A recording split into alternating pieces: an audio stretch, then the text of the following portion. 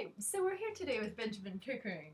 Benjamen, now many people don't know this, but may I begin? Your would that be left eye is blind, but it's totally undetectable. So you actually are living with a physical condition which offers situations of danger to your person. For instance, a flying object could injure your working eye, which is your right eye, and you should wear protective glasses by prescription, especially if you're out hiking or around trees or things like that.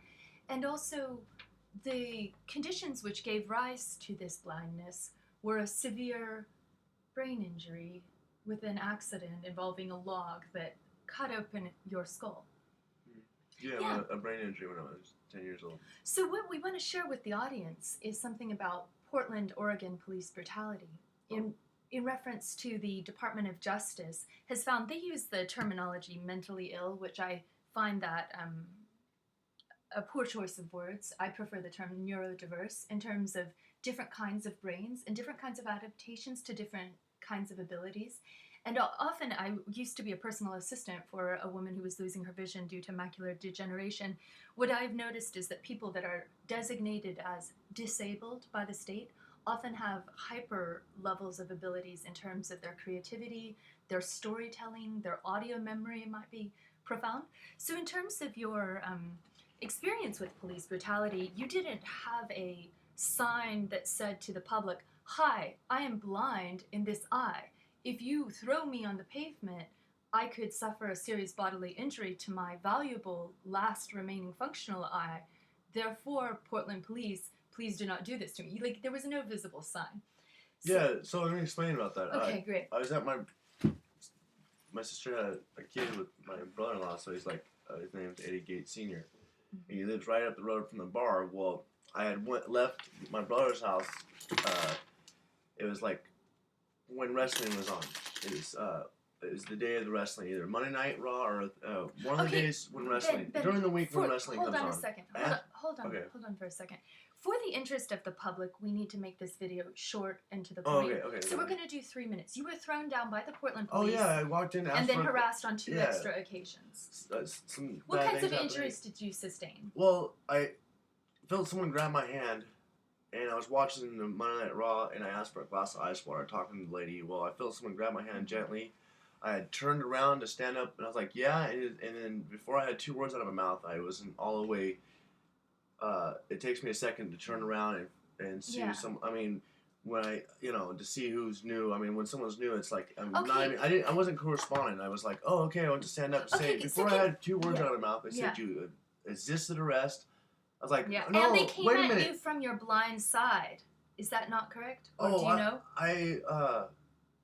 Actually, I grabbed my drink with my right hand, and then they came at you from the right. I was like, they grabbed my hand gently. I was like, yeah, and I went to turn up. They're like, is this an arrest? Before I had 2 words out of my mouth, they slammed my face toward the ground. The only thing I did was move my body this way, and so it didn't clip my right eye, which it would have. The chair was a metal chair with the cushion on it.